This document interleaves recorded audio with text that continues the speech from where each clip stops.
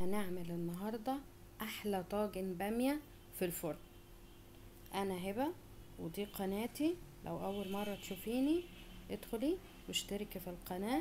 هنستفاد مع بعض باحلى الوصفات ومن كل بلد اكلة وباسهل طريقة وبطريقة كمان صحية. هنعمل النهاردة الطاجن البامية الجميل ده اللي في الفرن. هنجيب حلة ونحط فيها معلقتين كبار زبدة، وممكن طبعا نستبدلهم بالسمنة.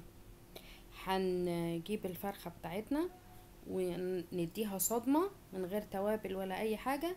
هنديها صدمة في الزبدة بتاعتنا. هنقلبها على الوشين لغاية ما يبدأ الوش بس تاخد صدمة كده، تبدأ الوش يتحمر.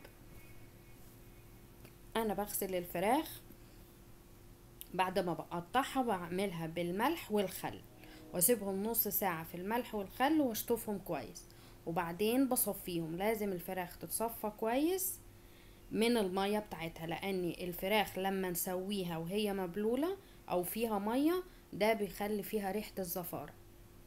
لكن لما تنشف الفراخ من المية نشفها خالص بتشيل منها ريحة الزفارة نهائي.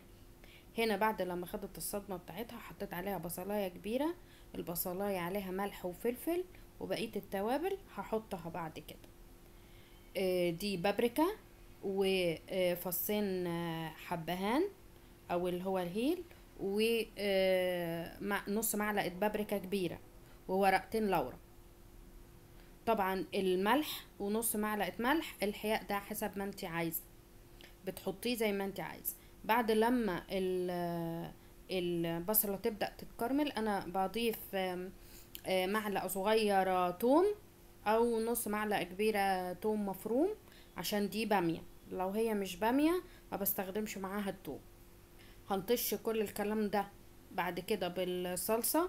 بتاخد تقريبا لتر صلصة، ونسيبهم يتسبكوا مع بعض لغاية ما يشربوا الفراخ تشرب من الصلصة بقى وتاخد منها ريحة التوابل وتبقى جنان. في الوقت ده بجيب عبلة ما هي تستوي، بجيب طاجن البايركس واحط فيه نص كيلو بامية. وطبعا الكمية البامية دي حسب العدد الأسرة بتاعتك، يعني الكميات حسب الرغبة. ممكن تحط البامية على طول في الوقت ده في الحلة وتستوي وخلاص وتتقدم كده، لكن انا بحب البامية في الفرن. فبحطها بالطريقة دي واحط عليها الصلصة. لو الصلصة تقيلة شوية يعني اتسبكت جامد وتقيلة بنضيف لها كوباية مية. لا الصلصة قوامها زي كده، لا انا ما بضيف لهاش مية ولا حاجة. انا بضيفها بحطها في الفرن.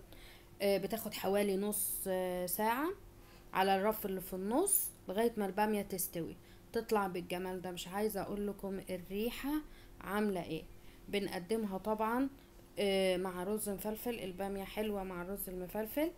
واللي عايزة تزود صلصة تمام. احنا بنحبها بالشكل ده. وألف هنا وشفا. دي وصفاتي. اشتركوا في القناة فضلا وليس أمرا، وإلى لقاء آخر. باي باي.